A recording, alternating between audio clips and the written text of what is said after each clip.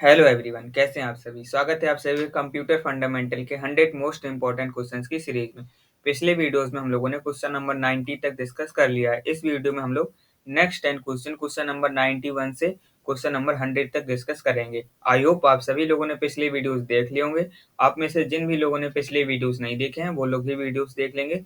Playlist का link आपको video के डिस्क्रिप्शन में मिल जाएगा। आइए आज के सेशन को हम लोग क्वेश्चन नंबर 91 से स्टार्ट करते हैं। क्या है क्वेश्चन नंबर 91?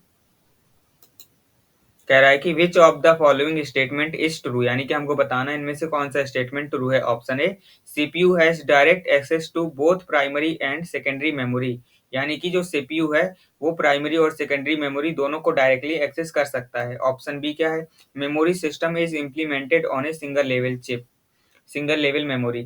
जो मेमोरी है कह रहा है कि एक ही लेवल में इंप्लीमेंट होती है। ऑप्शन सी क्या है, RAM stores the active instructions and data for program being executed on the process, यानी जो रैम है वो ऐसे इंस्ट्रक्शन या डेटा को स्टोर करती है जो एग्जीक्यूट हो रहे हैं, यानी जो प्रोसेस में है। Option D, more than one of the above. Option E, none of the above. इसका करेक्ट आंसर क्या है, ऑप्शन सी। जो हमारी रैम होती है, रैम बोले या मेन मेमोरी बोले या प्राइमरी मेमोरी बोले, तीनों एक ही बात है। तो जो हमारी रैम होती है वो क्या करती है, जो प्रोग्राम एग्जीक्यूट हो रहे हैं उन प्रोग्राम के इंस्ट्रक्शन या वो प्रोग्राम और उनका इंस्ट्रक्शन डेटा सब किसमें स्टोर होता है, रैम में स्टोर होता है। बात करें memory system is implemented on a single level memory, तो गलत है, क्योंकि हमारे पास कितनी मेमोरी होती है, रजिस्टर्स होते हैं, कैश होती है, रैम होती है, रोम होती है और सेकेंडरी मेमोरी होती है। तो बेसिकली रैम रोम तो एक ही लेवल में हो गया, तो रजिस्टर एक लेवल हो गया, कैश मेमोरी दूसरा लेवल हो गया, प्राइमरी मेमोरी तीसरा लेवल हो गया और सेकेंडरी मेमोरी फोर्थ लेवल हो गया। तो कितने सारे लेवल हैं, तो ये ऑप्शन बी गलत हो गया। कह रहा है कि सीपीयू हैज डायरेक्ट एक्सेस, तो सीपीयू हमारा प्राइमरी मेमोरी से तो डायरेक्ट एक्सेस डेटा कर सकता है लेकिन सेकेंडरी मेमोरी से नहीं करता। सेकेंडरी मेमोरी से डेटा एक्सेस करने के लिए एक और टेक्निक का यूज होता है, उसको बोलते हैं वर्चुअल मेमोरी। तो वर्चुअल मेमोरी के टेक्निक के थ्रू सीपीयू सेकेंडरी मेमोरी से डेटा एक्सेस करता है। तो इसका करेक्ट आंसर क्या है, ऑप्शन सी। आइए आगे बढ़ते हैं नेक्स्ट क्वेश्चन, क्वेश्चन नंबर 92 को डिस्कस करते हैं। बताना है कि a high speed device used in CPU for temporary storage during processing is called, यानी सीपीयू में प्रोसेसिंग के दौरान टेम्पररी स्टोरेज के लिए हम जो हाई स्पीड डिवाइस यूज करते हैं उसका नाम क्या है। Option A main memory, option B register, option C bus. तो क्या है उसका नाम, ऑप्शन बी रजिस्टर्स। रजिस्टर्स का हम लोग यूज करते हैं सीपीयू में प्रोसेसिंग के दौरान डेटा को स्टोर करने के लिए। आइए आगे बढ़ते हैं नेक्स्ट क्वेश्चन, क्वेश्चन नंबर 93 को डिस्कस करते हैं। क्या है क्वेश्चन नंबर 93? कह रहा है कि magnetic tape is a parallel access memory या रैंडम एक्सेस मेमोरी या सीरियल एक्सेस मेमोरी।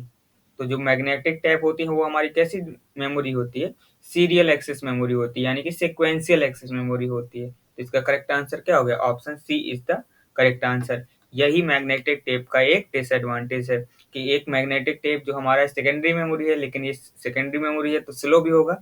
स्लो होने के साथ साथ जो एक इसका डिसएडवांटेज है कि सीरियल एक्सेस डेटा इसमें हम लोग कर सकते हैं। तो इसीलिए इसका करेक्ट आंसर क्या हो जाएगा, ऑप्शन सी। आइए आगे बढ़ते हैं नेक्स्ट क्वेश्चन, क्वेश्चन नंबर 94 को डिस्कस करते हैं। क्या है क्वेश्चन नंबर 94?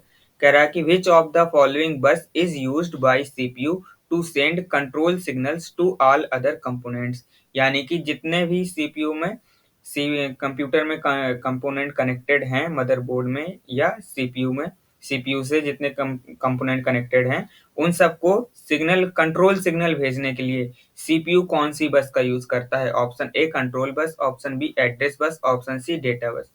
तो कंट्रोल सिग्नल या सिग्नल भेजना है तो उसके लिए कंट्रोल बस का यूज करता है। तो इसका करेक्ट आंसर क्या होगा, ऑप्शन ए। यदि एड्रेस भेजना है तो एड्रेस बस का यूज करेगा, है ना। जैसे मेमोरी लोकेशन हमने कह दिया 50 लोकेशन का डेटा एक्सेस करना है, तो 50 क्या है, एड्रेस है, तो एड्रेस को भेजने के लिए एड्रेस बस का यूज करेगा।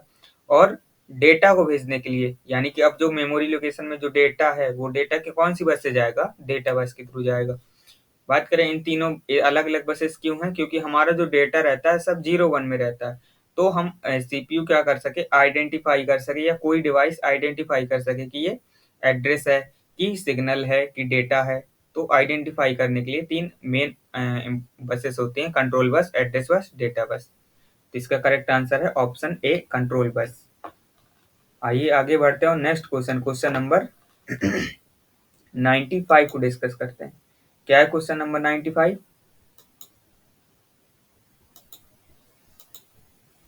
कह रहा है कि which of the following bus is uni directional, यानी कि इन तीनों, जैसे हमने तीन टाइप्स पढ़े बस के, control bus, address bus, data bus, इनमें से कौन सी एक ऐसी बस है जो यूनि डायरेक्शन होती है, यानी वो सिर्फ एक ही डायरेक्शन में डेटा को सेंड कर सकती है?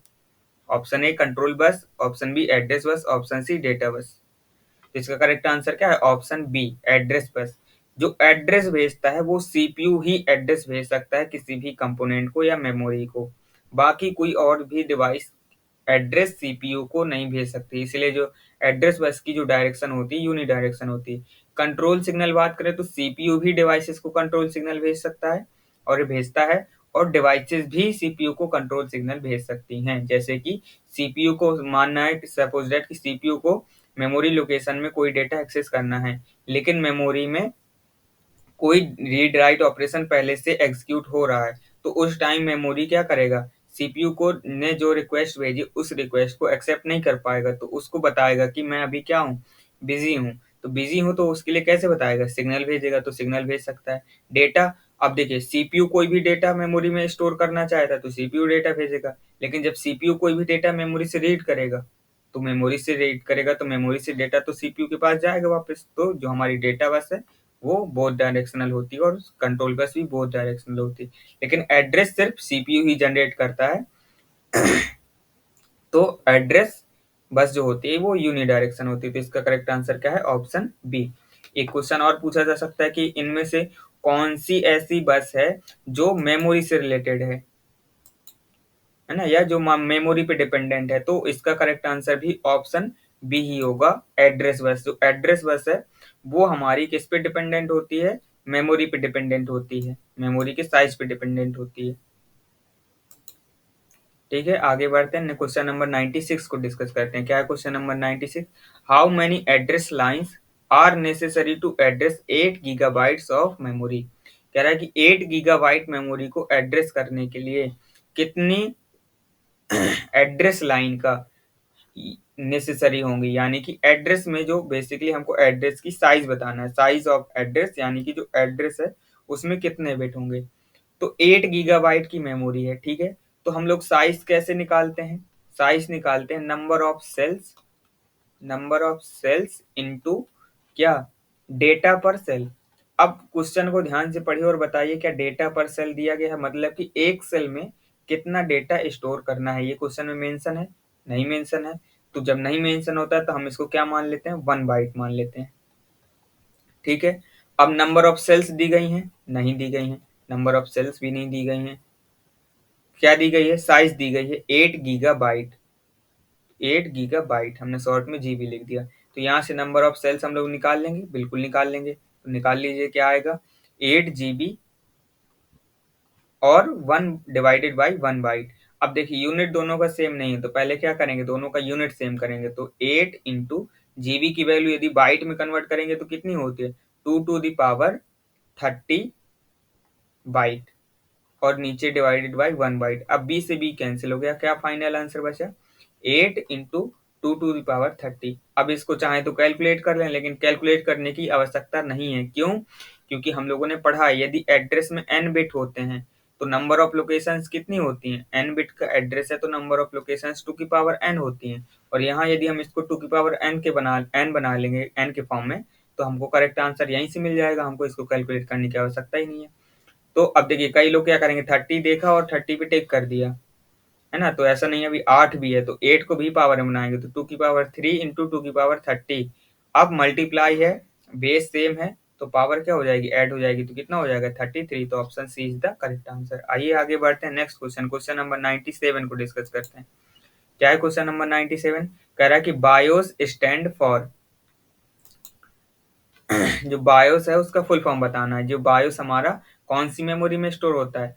रोम में स्टोर होता है। जो फर्मवेयर हो गए, बायोस हो गए, ये सब कहाँ स्टोर होते हैं? रोम में, रीड ओनली मेमोरी में स्टोर होते हैं। तो क्या है इसका full form? Basic instruction output system, या बेसिक इनपुट आउटपुट सिस्टम, या बेसिक इंस्ट्रक्शन ऑर्गेनाइजेशन सिस्टम। इसका करेक्ट आंसर क्या है? Option B, basic input output system. तो option B is the correct answer. आइए आगे बढ़ते हैं नेक्स्ट क्वेश्चन, क्वेश्चन नंबर 98 को डिस्कस करते हैं। क्या है क्वेश्चन नंबर 98? कह रहा है कि फीफो स्टैंड्स फॉर, जो फीफो होता है उसका मीनिंग क्या होता है, फुल फॉर्म क्या होता है? First instruction first operation, option B first input first operation, option C first in first out. तो जो फीफो होता है वो हमारा होता है फर्स्ट इन फर्स्ट आउट। जो हमारा लीफो होता है वो उसका मतलब होता है last in first out. Last, I से इन और एफ से फर्स्ट आउट। ठीक, अब ऐसे ही इसका कह देते हैं। तो इसका करेक्ट आंसर क्या होगा? First in first out, option C. ये हमारा बेसिकली यूज होता है क्यू वगैरह में, जब डेटा स्ट्रक्चर पढ़ेंगे तो उसमें डिटेल में पढ़ेंगे। और ये हमारा स्टैक में यूज होता है, एक एल्गोरिथम है। ठीक है, अब आगे बढ़ते हैं, क्वेश्चन नंबर 99 को डिस्कस करते हैं। कह रहा है कि disadvantage of the laser printer is, यानी जो लेजर प्रिंटर होता है उसका डिसएडवांटेज क्या है?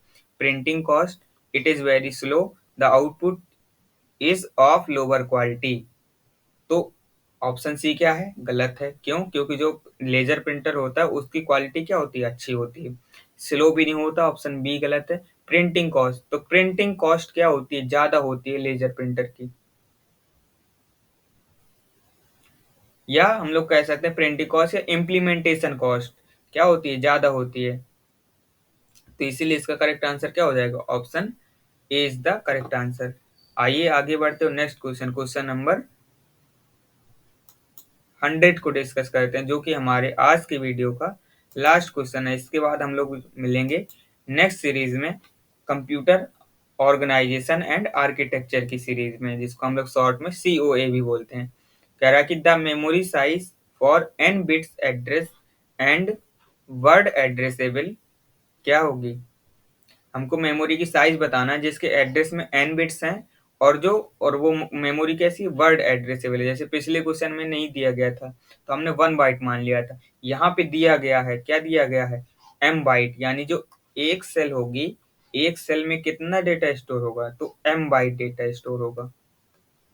प्रत्येक सेल में m बाइट डेटा स्टोर होगा, जितनी भी सेल होंगी। और सेल कितनी होंगी? तो एड्रेस से हम लोग निकाल लेंगे। एड्रेस n बिट का है तो नंबर ऑफ सेल्स कितनी आ जाएंगी? नंबर ऑफ सेल्स 2 की पावर n। अब जब भी मेमोरी की साइज लिखते हैं तो सबसे पहले हम लोग नंबर ऑफ सेल्स लिखते हैं, फिर इसके बाद एक सेल में कितना डेटा ये लिखते हैं। बस इसके अकॉर्डिंग देख लीजिए कौन सा करेक्ट आंसर है।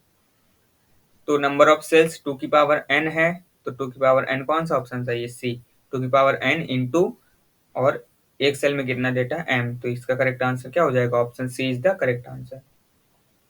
आई होप ये सीरीज आप सभी लोगों के लिए हेल्पफुल रही होगी। आप सभी लोग इस सीरीज को अच्छे से देख लेंगे। किसी भी क्वेश्चन में कोई भी डाउट है तो आप लोग कमेंट बॉक्स में पूछ सकते हैं। और ये वीडियो आपके लिए हेल्पफुल रहा हो, ये सीरीज आपके लिए हेल्पफुल रही हो, तो इसको अपने दोस्तों के साथ शेयर कर सकते हैं। ठीक है, thank you so much, all the best आप सभी को। मिलते हैं हम लोग नेक्स्ट वीडियो में, तब तक के लिए थैंक यू सो मच।